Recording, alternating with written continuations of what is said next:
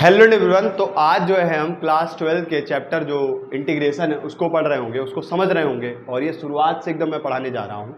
आप सभी जो भी यूट्यूब के द्वारा हमारी इस वीडियोस को देखते हैं तो आप लोग इसको ध्यान से सुनिएगा। ये चैप्टर काफ़ी ज़्यादा इंपॉर्टेंट है, इससे काफ़ी ज़्यादा आपके बोर्ड एग्जाम के लिए और साथ में आपके जेई और सीयूटी जो भी अदर कॉलेज एंट्रेंस एग्जाम्स होते हैं, काफ़ी ज़्यादा इसका इंपॉर्टेंस होता है, काफ़ी ज़्यादा वेटेज होता है। ठीक है, तो आप इसको अच्छे से समझिएगा। तो सबसे पहले मैं समझता हूँ इंटीग्रेशन क्या होता है। इससे पहले आपने डिफरेंशिएशन यानी उसको हिंदी में बोलते हैं अवकलन, आपने उसको पढ़ा होगा। साध्यता, अवकलनीयता, ये सारे जो भी चैप्टर्स हैं कैलकुलस वाले वो आपने पढ़े होंगे। तो ये क्या कह सकते हैं, जिसे डिफरेंशिएशन आप करते थे उसका क्या है, ये उल्टा है, थोड़ा सा समझ सकते हैं ना।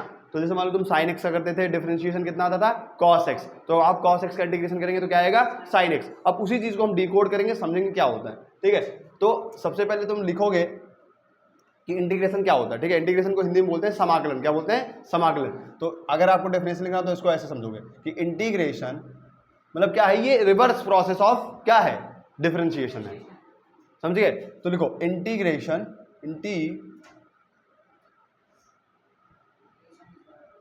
Integration is the reverse process of differentiation.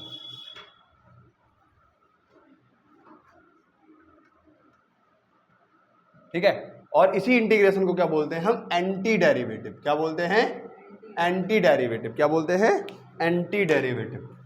मतलब हिंदी में बोलते हैं समाकलन और एंटी डेरिवेटिव को बोलते हैं प्रति अवकलज। क्या बोलते हैं, प्रति अवकलज या अवकलन।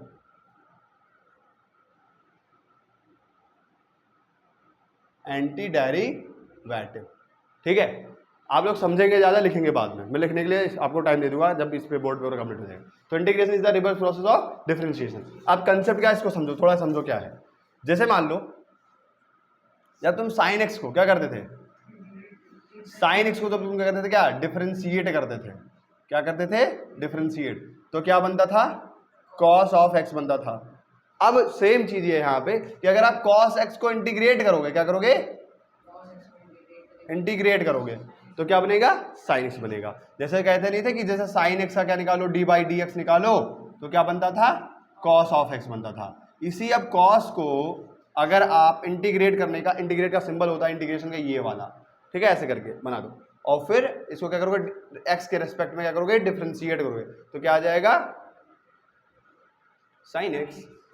साइन एक्स का डिफरेंशिएशन, रुक जाओ, साइन एक्स का डिफरेंशिएशन क्या होता है, कॉस एक्स, और कॉस एक्स का इंटीग्रेशन साइन एक्स। तो ऐसे ही इसका कह सकते हो, ये मान लो साइन एक्स का क्या डेरिवेटिव है और ये क्या है, कॉस एक्स का एंटी डेरिवेटिव है, या फिर कॉस एक्स का इंटीग्रेशन है, जैसे समझ पाओ।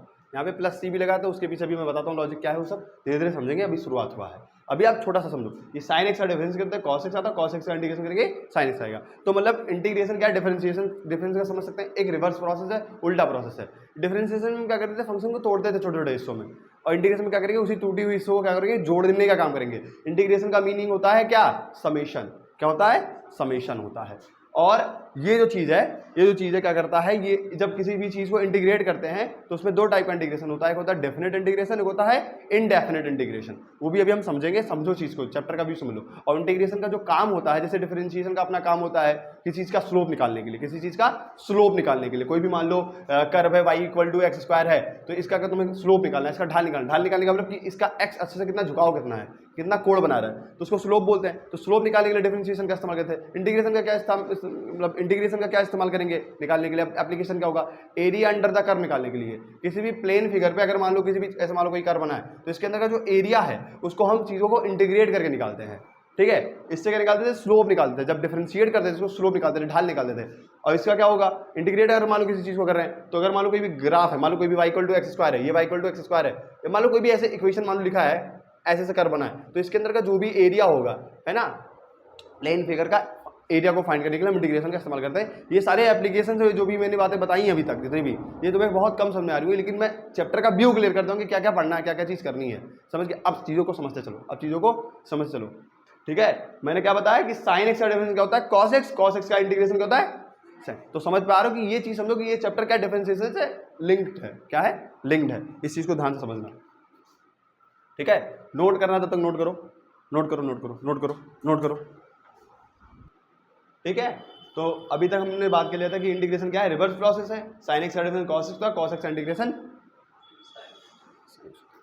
ठीक है, तो इसको अब थोड़ा सा आगे बढ़ते हैं। चलो मैं डालता हूँ इसको, ठीक है।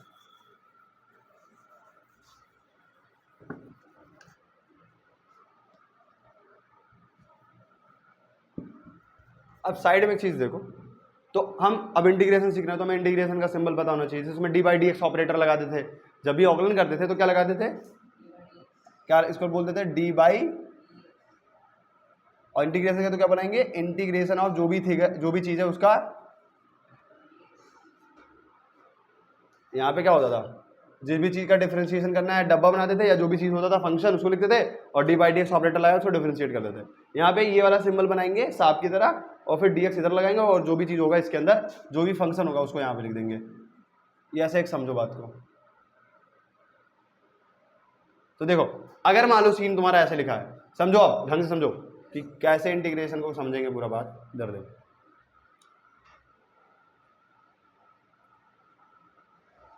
अगर मान लो किसी फंक्शन को x के रेस्पेक्ट में इंटीग्रेट कर रहे हैं, क्या कर रहे हैं, इंटीग्रेट कर रहे हैं, तो वो आएगा कोई भी दूसरा फंक्शन।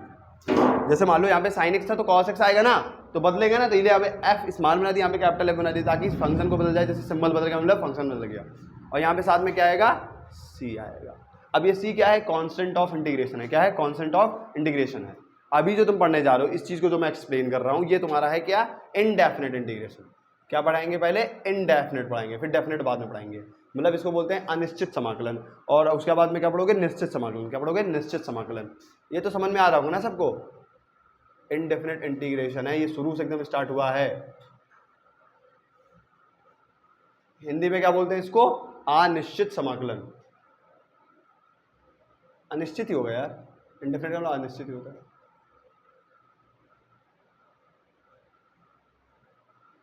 ठीक है, तो देखो इसमें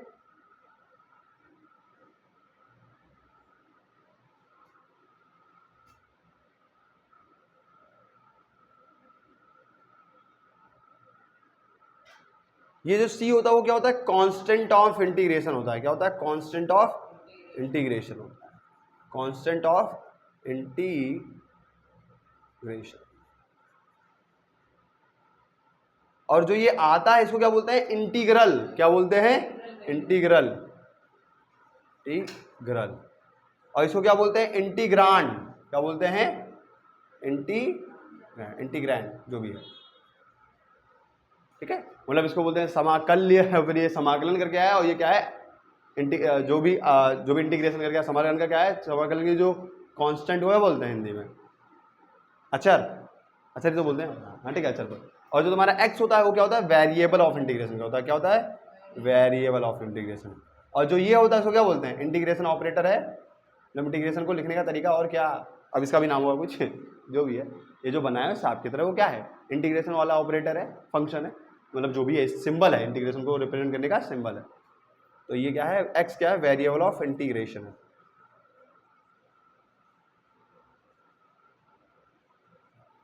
समझ गए, ये सारा लिख दोगे। ठीक है, लिखो।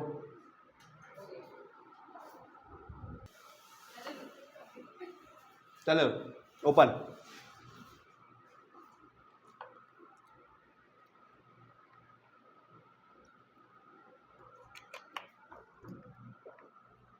तो अब जो है हमने ये समझ लिया। अच्छा, इस चीज को तुम क्या बोलोगे, इस चीज को तो बोलते हैं ना इंटीग्रेशन।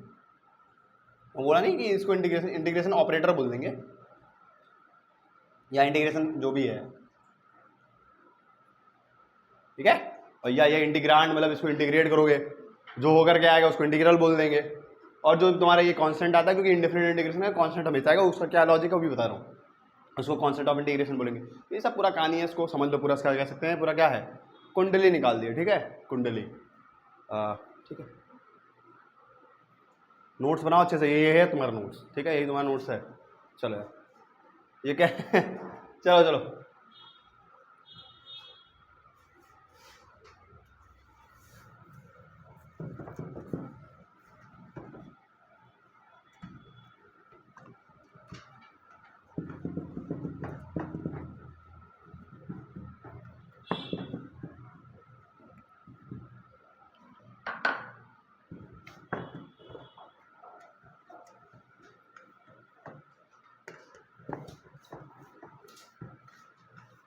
चलो अब हमें बताने जा रहा हूँ कि इंटीग्रल्स जो होते हैं वो दो टाइप के होते हैं, एक होता है इंडेफिनिट, एक होता है डेफिनेट। इस चैप्टर में दोनों में पढ़ना है, ठीक है।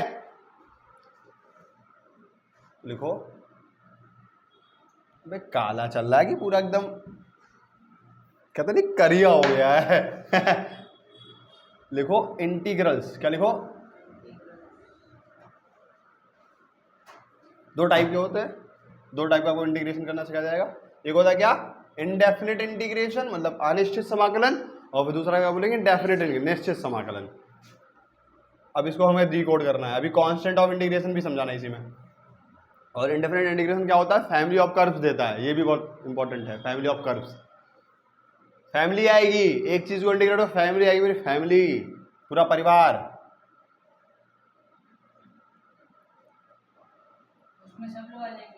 सब लोग आ जाएंगे, जो भी उसके रिश्तेदार नाते रिश्तेदार तब आ जाएंगे।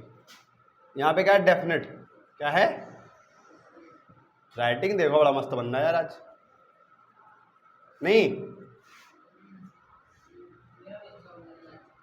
हाँ मन लगा के पढ़ा रहे ना ए लड़की इधर देख, तो जैसे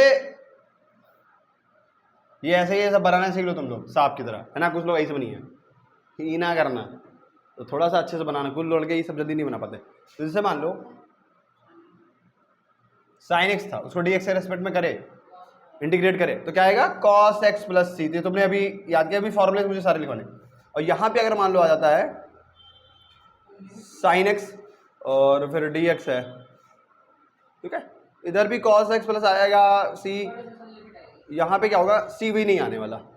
यहाँ पे जो भी मान लो अपर लिमिट है, मान लो π/2 और π/4 मान लो, लिमिट है यार, कुछ भी दिक्कत मुझे क्या, हम लिमिट लगा देते हैं। अभी मुझे सवाल नहीं सिखा रहा हूँ, अभी मैं समझा रहा हूँ क्या क्या है, बस समझ लो। तो अपर माइनस लोअर, अपर माइनस लोअर, तो मतलब ऐसे ही लगा देंगे और उसके बाद में इसको सॉल्व कर देंगे।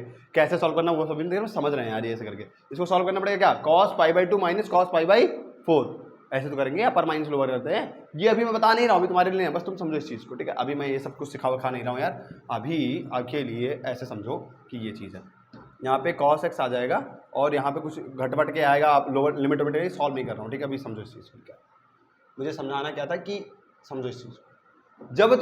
जब तुम इनडेफिनेट इंटीग्रेशन करोगे किसी फंक्शन का, तो वहाँ पे इसको ऐसे समझो कि यहाँ पे कोई फंक्शन लिखा हुआ है, डब्बा समझ लो, क्या समझो, डब्बा मेथड काफ़ी अच्छा होता है, डब्बा मेथड काफ़ी अच्छा होता है, उससे ज़्यादा समझ में आता है। फंक्शन जब लिखता हूँ तो थोड़ा सा कम समझ में आता है, डब्बा वाला ज़्यादा समझ में आता है।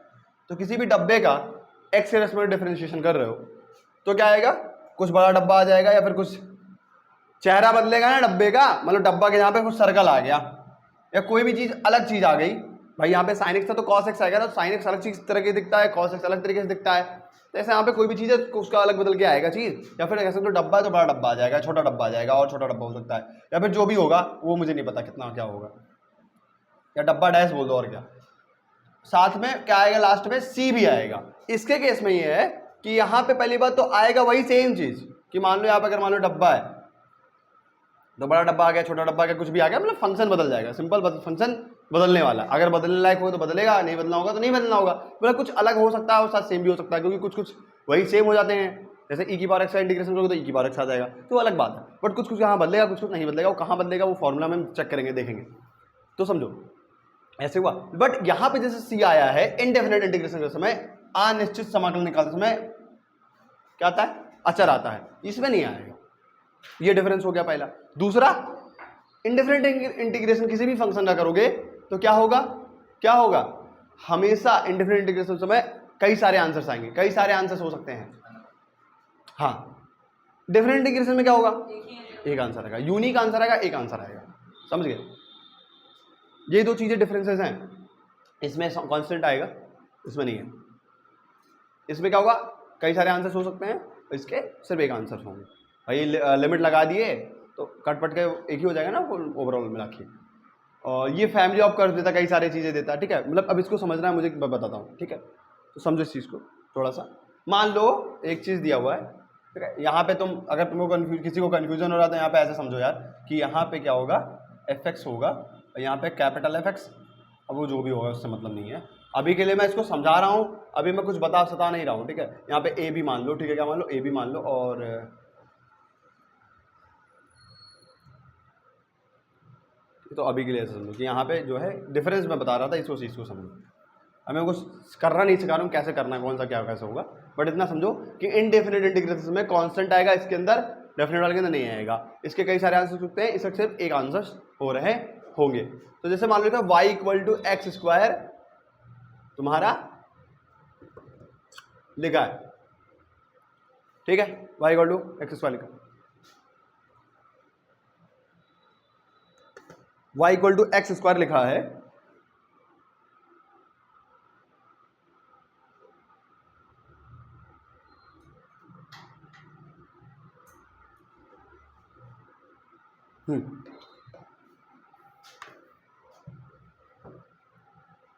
मान लो क्या 2x, क्या लिखा है 2x, क्या लिखा है 2x, तो 2x को जब डिफरेंशिएट करो इंटीग्रेट करोगे तो क्या आएगा x स्क्वायर आएगा। अभी मैं करना नहीं सिखा रहा, तुमको बस समझा रहा हूं हर एक चीज, हम सीखेंगे कैसे कैसे होता फॉर्मूला। अभी तुम चीजों को बस खाली करते जाओ, ये कैसे इसका हुआ कुछ अभी हम नहीं बता रहे, फॉर्मूला तुम्हें बताएंगे तो कैसे तुम समझ पाओगे। अभी तुम सोचो कि 2x इंटीग्रेट करने पे क्या है x स्क्वायर है, फॉर्मूला क्या है मैं बता रहा हूँ, उल्टा पुल्टा। हाँ, जैसे x स्क्वायर का जब डिफरेंशिएशन किया तो क्या आया था 2x आया था, तो 2x इंटीग्रेशन करेंगे तो क्या आएगा x स्क्वायर। तो वही चीज मेरे को भी समझाना है तुमको, क्योंकि पहला एनसीईआरटी के पहले एक्सरसाइज में ये है कि आप इंटीग्रेशन का फॉर्मूला मत इस्तेमाल कीजिए, आप एंटी डेरिवेटिव से या डिफरेंशिएशन का हेल्प लेकर के इंटीग्रेशन निकालिए, मतलब प्रोसेस को रिवर्स करके करिए। तो वो इसलिए मैं समझा रहा हूँ। तो अब समझो कि मान लो 2x का डिफरेंशिएशन एक्स स्क्वायर का डिफरेंशिएशन कितना आया 2x आया, तो 2x का इंटीग्रेशन कितना आएगा x स्क्वायर आएगा, और साथ में प्लस c भी तो आएगा इंटीग्रेट करने पे। भाई यहाँ पे इंटीग्रेशन कर रहे हो ना, और भी डेफिनेट वाला कर रहे हो, कौन सा कर रहे हो इंडेफिनेट वाला, सॉरी इंडेफिनेट वाला कर रहे हो, क्या कर रहे हो इंडेफिनेट वाला कर रहे हो, ठीक है। तो इंडेफिनेट इंटीग्रेशन में क्या आएगा c आएगा। इस चीज को समझो, मान लो ऐसे है y इक्वल टू एक्स, ये एक्स स्क्वायर है ना, तो एक्स स्क्वायर का ग्राफ कुछ ऐसा होता है, पैराबोलिकल होता है, इसको पैराबोलिकल कर, ये तुम्हारा क्या है एक्स स्क्वायर वाला ग्राफ है। इसको याद रखो, आज से याद कर लो कि ये क्या है y equal to x square है। इसको बोलते हैं कौन सा पैराबोला बोलते हैं जी, अपवर्ड पैराबोला या फिर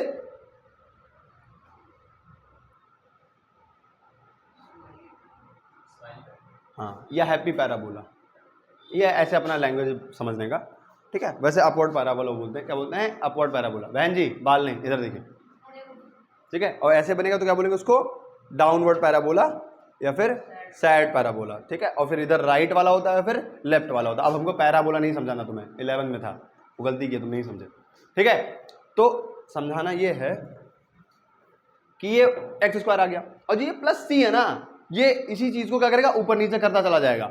मान लो ये क्या था पहला वाला था, मान लो सी का मान आ गया कितना, जैसे आया इंटीग्रेशन करके एक्स स्क्वायर प्लस सी आया, ठीक है। तो अब मान लो सी का मान 0 आ गया तो क्या हो जाएगा, पहला वाला क्या हो जाएगा इस वाले पे एक्स स्क्वायर हो जाएगा। सी इक्वल टू 1 पे कितना हो जाएगा एक्स स्क्वायर प्लस 1 हो जाएगा। सी इक्वल टू 2 पे एक्स स्क्वायर प्लस क्या हो जाएगा 2 आ जाएगा। तो आंसर्स अलग अलग हो सकते हैं ना। अब सी का मान कभी कभी क्वेश्चन में देगा, कभी कभी नहीं देगा, वो अलग बात है, वो हम सॉल्व करेंगे तो देखेंगे। तो ये हो सकता है, ये हो सकता है, ये हो सकता है। तो अगर एक्स स्क्वायर है तो सही है भाई, ये 0,0 से पास हो रहा है क्योंकि 0 पे था ना मान, 1 आया तो फिर कहीं ना कहीं यहाँ से जाएगा। ये कौन सा लाइन है 0,1 है, 2 है तो फिर और ऊपर से जाएगा 0, तो ये क्या है एक फैमिली आ रही है ना, एक चीज को इंटीग्रेट करे और फैमिली ऑफ चीजें आ रही हैं। भाई नीचे भी तो सकता है सी का मान -1, देख रहे हो भैया, सिंपल सा ग्राफ बनना था 2x का, y equal to x line कौन सी होती है और y इक्वल टू 2x वाली लाइन कौन सी होगी, यही होगी मान लो स्लोप 2 वाला line. y equal to 2x अगर बनाना है तो y इक्वल टू मान लो, जैसे मान लो y equal to 2x line है, y equal to 2x line है, सुनो 0,0 मान लो है ना, 0 पे 0 आएगा तो यहाँ से पास करेगा।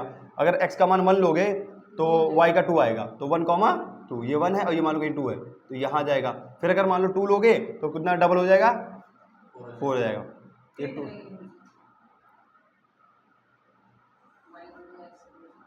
कुछ ऐसा जाएगा ना लाइन भाई, 0,0 पे 0 आ रहा है ना, ये कुछ स्ट्रेट लाइन जैसा आएगा, ठीक है। ये 2x है, y इक्वल टू क्या है 2x है, y इक्वल टू क्या है 2x है, 2x ही है यार, क्या है 2x ही। अब वो अलग बात है इंटरसेप्टर काट रहा है, वो अलग बात है, हम स्ट्रेट लाइन नहीं बढ़ रहे, ठीक है। हमको समझाना कि मान लो कुछ देर के लिए 2x है, होगा कि नहीं होगा पता नहीं, 2x है और 2x को तुम इंटीग्रेट करो तो इतने सारी चीजें आ रही हैं।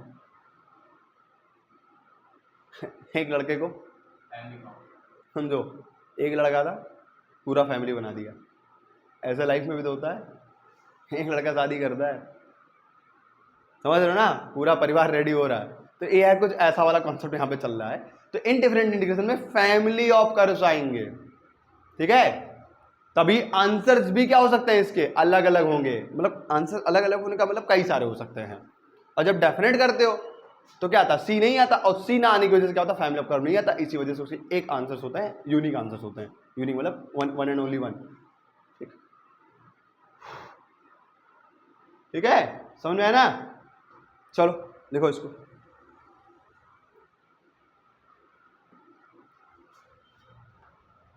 ठीक है। तो आप इसको समझ लोगे, मैं आप सब कुछ इंपॉर्टेंट फॉर्मुलेस बता देता हूं जिससे आपको समझ में आ जाए आगे का।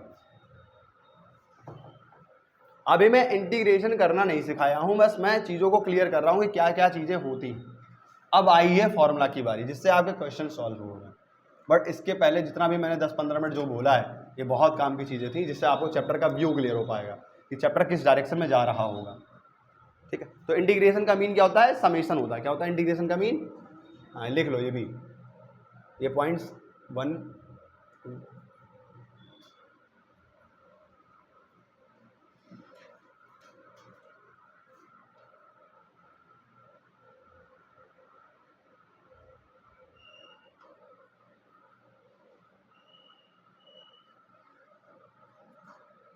इंटीग्रेशन वाई हम यूज करते हैं, इंटीग्रेशन क्यों यूज करते हैं, ताकि हम प्लेन फिगर का क्या पता कर पाए, एरिया। क्या पता कर पाए, तो यहां पे लिख दो, शॉर्ट फॉर्म लिखते हैं, फाइंडिंग एरिया लिखते हैं, ऐसे कर समझ जाओगे। फाइंडिंग एरिया दो,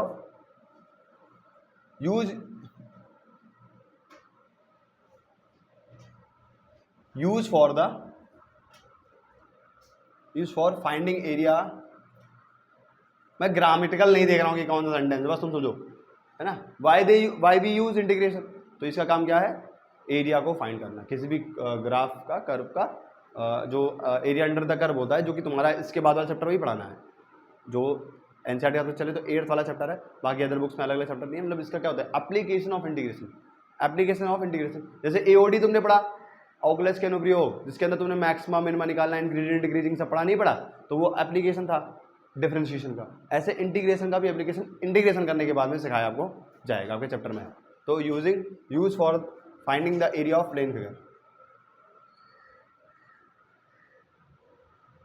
या भी कोई भी कर्व है ना, एरिया अंडर कर्व है ना, finding the area of under curve.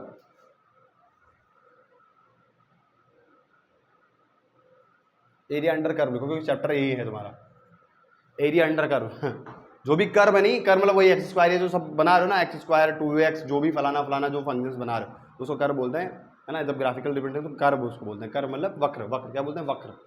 ठीक है, तो उसके अंदर जो भी एरिया आएगा ना, कवर हो रहा होगा, उसको हम निकाल रहे होंगे। और बेसिक मैथमेटिक्स के अंदर जब आपको फिजिक्स और केमिस्ट्री पढ़ाया जाता है, तो वहाँ पे खास करके फिजिक्स में इंटीग्रेशन करना सिखाते हैं। ठीक है, तो वहाँ पे क्या होता है कि ये टूल है, ये क्या है, मैथमेटिकल टूल है। फिजिक्स के लिए भी टूल्स हैं, केमिस्ट्री के अंदर भी यूजफुल होता है। तो ये सब पढ़ाया जाता है, केमिस्ट्री के भी टीचर्स पढ़ाते हैं और वो भी पढ़ाते हैं। तो मैथ्स का काफ़ी ज़्यादा लिंकेज है। जो बच्चा कहेगा कि मैं मैथ्स नहीं लूँगा 11th-12th में, तो ऐसा नहीं कि वो मैथ्स से बच जाएगा, क्योंकि फिजिक्स में तो वो मैथ पढ़ाया जाएगा। डिफरेंशिएशन इंटीग्रेशन तो सिखाते ही सिखाते हैं, और बहुत सारी चीज़ें, लॉग सॉग, ये सब बहुत कुछ बताते हैं। ठीक है ना, ये सब बहुत कॉमन, नीट के बच्चे बहुत बहुत पढ़ते हैं ये सब। 1 साल तो खाली बेसिक पढ़ते हैं लोग बाहर वाले। मैं फॉर्मूला लिखना चाह रहा था, इसको तुम नोट कर लो।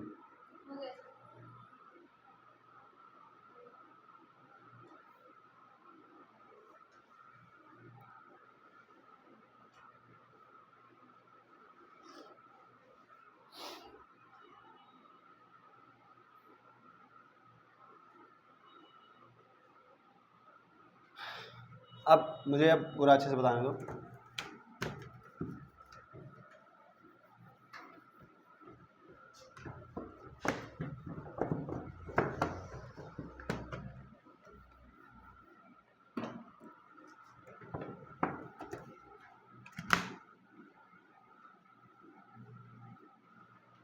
चलो लिखो। तो सबसे पहले कुछ इंपॉर्टेंट फॉर्मूले हैं, लिख लो। इंपॉर्टेंट सूत्र लिख दो, हिंदी में लिख देता हूँ आज, फॉर्मूले को क्यों भाव दिया जाए, सूत्र लिखो ना। तो सबसे पहला फॉर्मूला क्या है, x की पावर n का, जैसे उसमें नहीं था। हाँ, और ये जो हम लिख रहे हैं क्या लिख रहे हैं, इंडेफिनिट इंटीग्रेशन। अरे फॉर्मूला तो वही है, बस उसको करने का अलग तरीका है। तो लिखो x की पावर n का, लिखो x की पावर n का लिखिए आप, x की power n plus 1 upon n plus c। ठीक है, दूसरा क्या है आपका dx, उसको बोलते हैं x।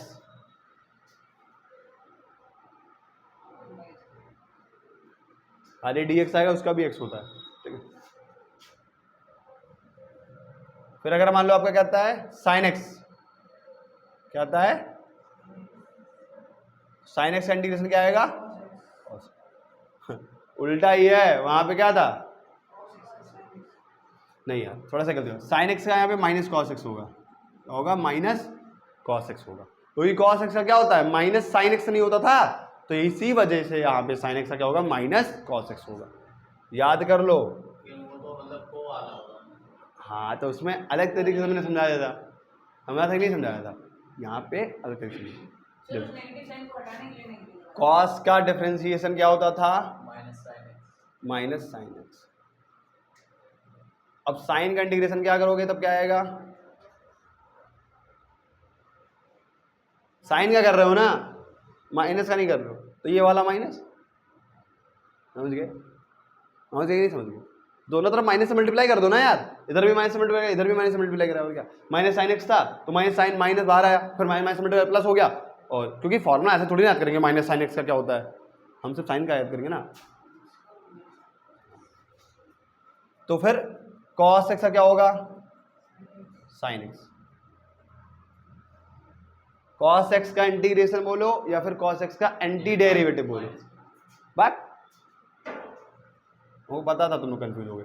sin x का क्या होता है, cos x, तो cos x का इंटीग्रेशन क्या होगा, अरे यार ये d बाई डी एक्स कर रहे हो, भाई क्या कर रहे हो, इंटीग्रेशन कर रहे हो, बस cos का साइन नहीं होगा जी, साइन का cos, तो cos का माइनस साइन, cos का माइनस साइन, तब माइनस साइन का cos होता है, लेकिन माइनस साइन का हमने नहीं लिखवाया है, हमने क्या लिखवाया है, साइन का, समझो यार बोला ना करो, cos का माइनस साइन होता है, बट अगर माइनस साइन का मैं लिखवाता तब आता cos, बट मैंने लिखवाया साइन का, तो ये इधर माइनस मल्टीप्लाई करे, इधर माइनस मल्टीप्लाई करे, तो ये माइनस माइनस प्लस हो गया, इसी वजह से यहाँ पे क्या है, माइनस cos ऑफ x। समझ में आया कि नहीं समझ में आया। ऐसे तो कोई फॉर्मूला लिखवाता नहीं यार कि माइनस साइन का लिखवाओ, याद करने में तो डिफिकल्टी होगी, ये चीज समझो।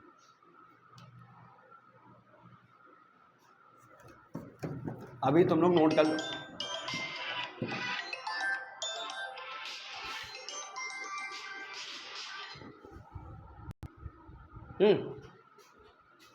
अब देखो, तो cos x का क्या होगा, sin x प्लस, ठीक है, साइन का माइनस cos x और cos x का sin x।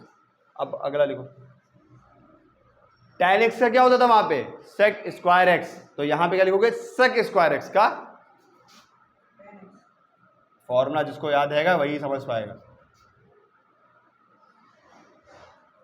और अगर ये याद कर लियो तो वो याद हो जाएगा, उल्टा है एकदम, वो मान लो चैप्टर किसी को नहीं आ रहा है तो इससे पढ़ के वो कर सकता है। हाँ देख लो, कॉपी पलट के बताओ, कोई दिक्कत नहीं। अब वहां पे क्या था, कॉड का क्या होता था, माइनस कॉसेक स्क्वायर एक्स, तो यहां पे कॉसेक स्क्वायर क्या होगा, माइनस ऑफ कॉट एक्स। धीरे धीरे बोलो, कोई दिक्कत नहीं है, सब समझ पाए। कॉसेक स्क्वायर एक्स का क्या होगा यहाँ पे, माइनस कॉट एक्स प्लस सी। इसको डब्बा मेथड से भी याद कर सकते हो, डब्बे का स्क्वायर, कॉस ऑफ डब्बे का square equal to cot of डब्बा प्लस सी, क्योंकि एक्स स्क्वायर जरूर हमेशा थोड़ी ना एक्स होगा, फंक्शन तो वहाँ पे कुछ भी हो सकता है ना, एक्स तो वेरिएबल है, वेरिएबल कुछ भी हो सकता है, ठीक है, जैसे उसमें डब्बे वाले मेथड से लिखवा दिया।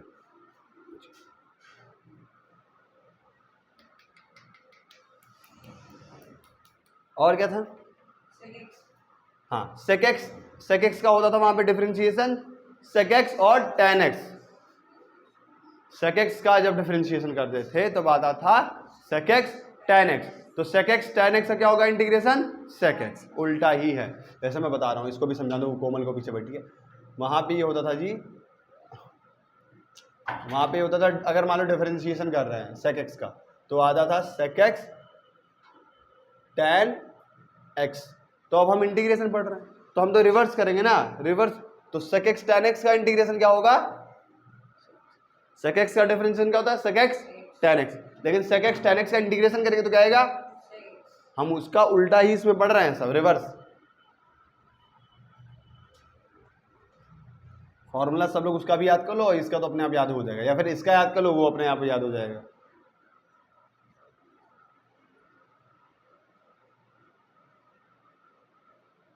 आठवां, वहां पे क्या था cosec x, तो cosec x का क्या होता था माइनस cosec x और फिर cot x, तो फिर यहां पे क्या लिखेंगे cosec x और फिर cot x माइनस ऑफ,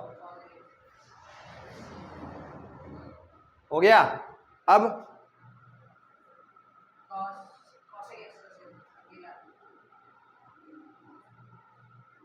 क्या लिखेंगे,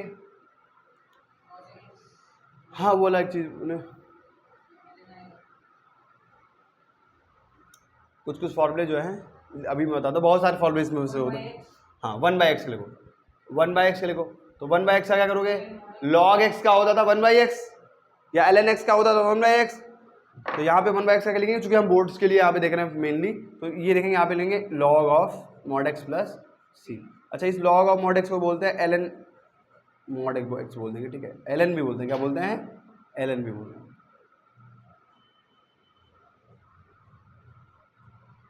हम इस वीडियो में मेनली ज़्यादा ध्यान कर रख के कर रहे हैं कि हम बोर्ड्स के लिए कवर कर रहे हैं, ठीक है, जेई का नहीं कर रहे हैं हम लोग, क्योंकि अभी के जो फिलहाल के लिए अभी हम बोर्ड्स के लिए कर रहे हैं। बाकी मैं इसके बाद में क्वेश्चंस जो है जेई के भी इसके अंदर लगवा दूंगा और करते रहेंगे जो जो भी पॉसिबल हो पाएगा, बिकॉज टाइम का बड़ा लैग होता है अक्सर ये चीज़। अब 10th क्वेश्चन, e की पावर x का क्या होगा प्लस c, फिर 11th नंबर पे क्या है a की पावर x, तो a की पावर x का क्या होता था, a की पावर x ln a या log a, ln a बोल दो या log a बोल दो, उसमें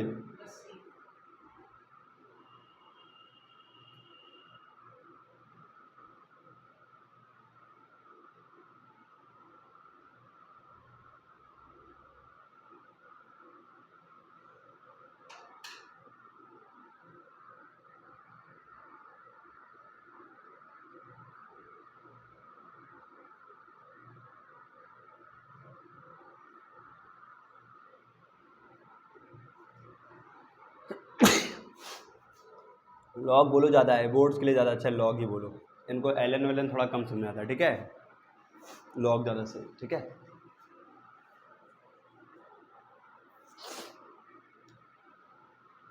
आगे लिखो, अभी और बताएंगे, सवाल भी बताएंगे। चलो देखो अब और लिख लो, कौन सा नंबर था ये, कितना नंबर हो गया था, क्या फॉर्मूला हो गया, 12 हो गया तुम्हारे में, ये 12वां है। चलो यहाँ पे एक चीज और है, 1 माइनस एक्स स्क्वायर, अब तू यार अपने मन से मत लिख लिया अगर यार, इसका क्या होगा साइन इनवर्स x प्लस सी, और फिर 13 नंबर पे है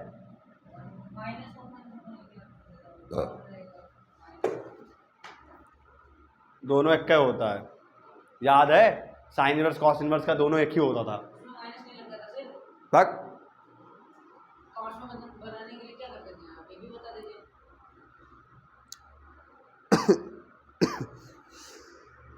हाँ माइनस लगेगा, माइनस लगेगा, माइनस लगेगा, यहाँ पे लगेगा माइनस कॉस, बट अगर रतन ये लिखा, मान लो ऐसा सिचुएशन बन गया, तो सेम ही सिचुएशन तो यहाँ पे भी है, चुपो पहले, यहाँ पे भी वही चीज़, यहाँ पे भी वही चीज़, आंसर अलग लगा रहे हैं। तो मैंने क्या बोला, ये डिफरेंट इंडिफरेंट इंटीग्रेशन है, एक ही चीज़ का दो आंसर आएगा, आ सकता क्या है, आएगा ही आएगा। फिर 1/1 प्लस एक्स स्क्वायर, क्या आएगा tan इनवर्स x। याद करो ये तुम अभी उस दिन मुझे दिखाए थे ये सब। tan इनवर्स का क्या होता था 1/1 प्लस एक्स स्क्वायर, तो 1/1 प्लस एक्स स्क्वायर क्या हो जाएगा, उल्टा है ना। जिसको फॉर्मूला आया था फट से पकड़ेगा। फिर कॉट भी तो होता था,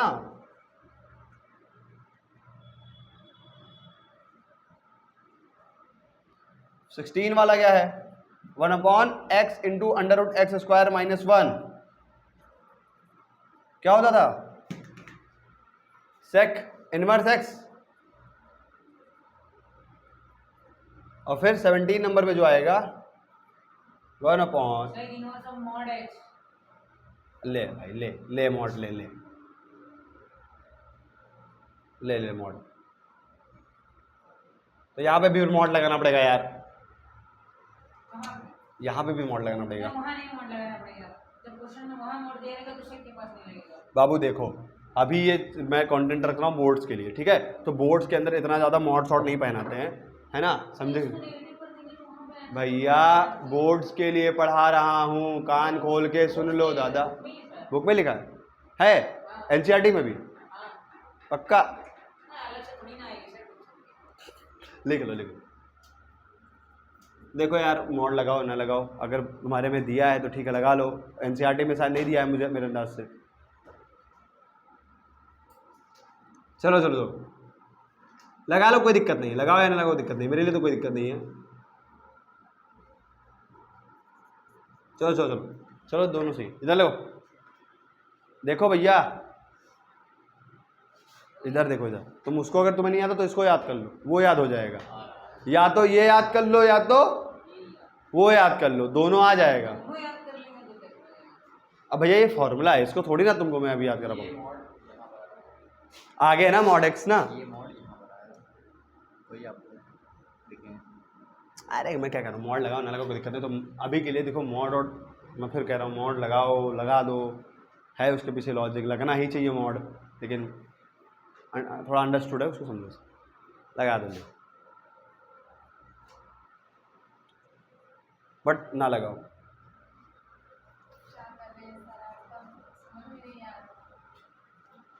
तुम लोग विदाउट मॉड ही इसको लिखो, वरना तुम लोग हमेशा कंफ्यूज रहोगे मुझसे। ऐसे लिखो, तुमको मन करे लिख लो, है ना। और कुछ बाकी है इसमें का, हो गया ना अंदाज से।